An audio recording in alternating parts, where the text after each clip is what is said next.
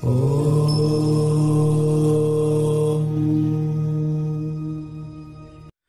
शक्ति देखने वाले सभी दर्शकों को पंडित अखिलेश ओझा जी का प्रणाम। नमन।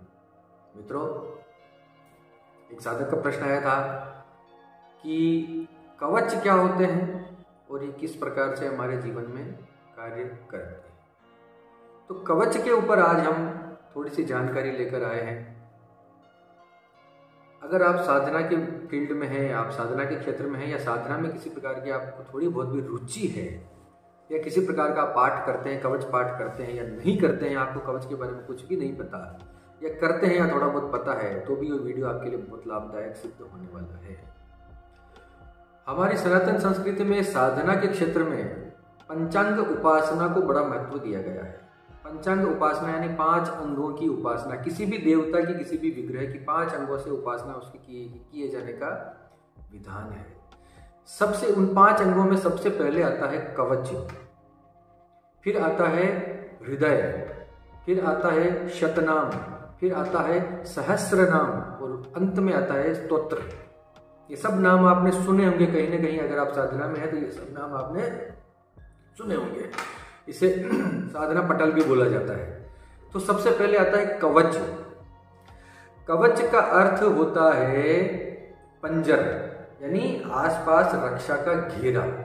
कवच जैसे युद्ध क्षेत्र में जो सैनिक लड़ते हैं तो अपने बुलेट प्रूफ जैकेट अपने शरीर पे पहनते हैं ना, तो वो कवच है एक तरह का, जो उनके शरीर की, उनकी खुद के शरीर की रक्षा करे। कवच उतना काम करता है। आपके शरीर, कवच पाठ करने वाले के आसपास सुरक्षा का ऐसा घेरा बन जाता है अदृश्य रूप से, जो उसकी हर प्रकार से बाहरी अला बला से, तंत्र टोटके, बाहर की नजर दोष, कोई दुर्घटना, कोई ग्रहों का कोई प्रभाव हो, तो कवच उससे उसकी रक्षा करता है। कवच पाठ। अब अगला लेते हैं हृदय।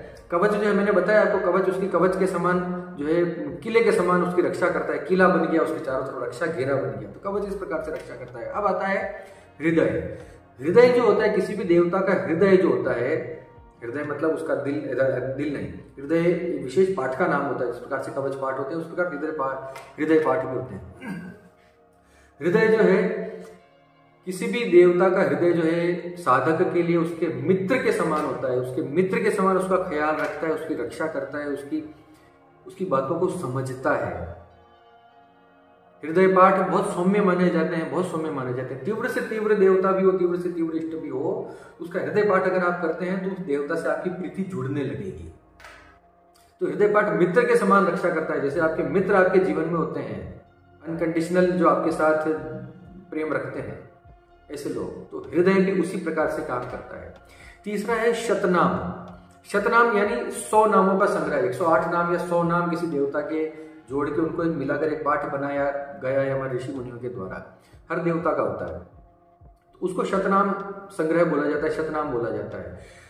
शतनाम जो है साधक की, जपने वाले की अंगरक्षक के समान रक्षा करता है, जो हमेशा उसके साथ खड़ा रहता है। अंगरक्षक, उसके शरीर की रक्षा करने वाला, बॉडीगार्ड की तरह शतनाम को उसकी रक्षा करने वाला बताया गया है। इस प्रकार से उसके जीवन में परिणाम लाता है। अब होता है सहस्त्र नाम।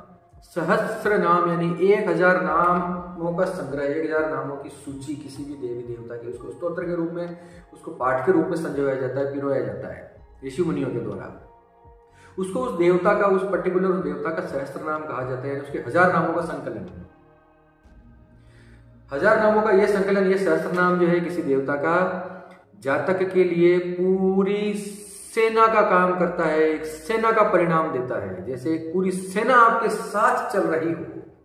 सहस्त्र नाम का पाठ करने वाले व्यक्ति को किसी से डरने की आवश्यकता नहीं है। अगर सहस्त्रनाम स्तोत्र कोई सा भी अगर आपको याद हो गया जीवन में, अगर आपने कोई सहस्त्रनाम सिद्ध कर लिया, या आपको किसी भी प्रकार का सहस्त्रनाम अगर याद है, आपको मेमोराइज्ड है, आप नींद में भी जगा दो और सहस्त्रनाम वो पूरा बोल जाते हैं आप, तो मान के चलिए कि वो सहस्त्रनाम आपका सिद्ध हो चुका है। अब आपको इस जीवन में जड़ चेतन स्थावर जंगम किसी भी प्रकार से, किसी भी योनि से, किसी भी वस्तु से आपको भय खाने की आवश्यकता नहीं है। निर्भय होकर विचरण कीजिए।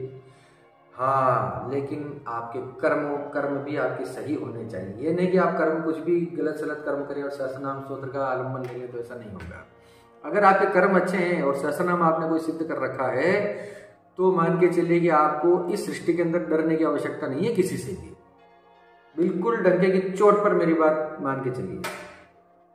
तो सहस्रनाम उससे कहा जाता है। अब सहस्रनाम की एक विशेषता और भी, ऐसा कहा जाता है कि एक सहस्रनाम का पाठ उस देवता के मूल मंत्र की 11 माला के बराबर माना जाता है। शिव सहस्रनाम अगर आपने याद कर रखा है, आपको रटा हुआ है, तो एक बार सहस्रनाम का पाठ करने से आपको शिव के पंचाक्षर मंत्र की 11 माला का पुण्य आपको मिल जाएगा। वो 11 माला कीजिए, चाहे इधर एक सहस्रनाम का पाठ कीजिए, बराबर। अब इसके पंचांग उपासना का अंतिम भाग लेते हैं, स्तोत्र। स्तोत्र का मतलब होता है उस देवता की स्तुति, उस देवता की प्रशंसा में कहे गए शब्दों को संस्कृत में पाठबद्ध करना।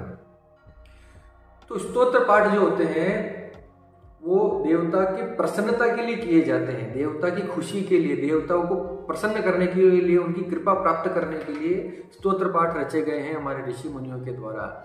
तो स्तोत्र पाठ करने से आपकी रक्षा तो होती है, देवता आपके ऊपर प्रसन्न होते हैं, ये स्तोत्र पाठ का उद्देश्य है।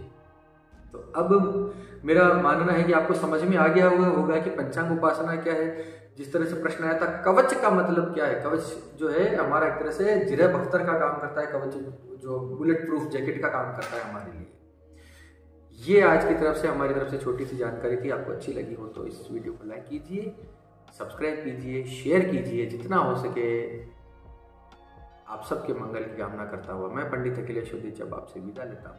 धन्यवाद। सर्वे भवन्तु सुखिनः।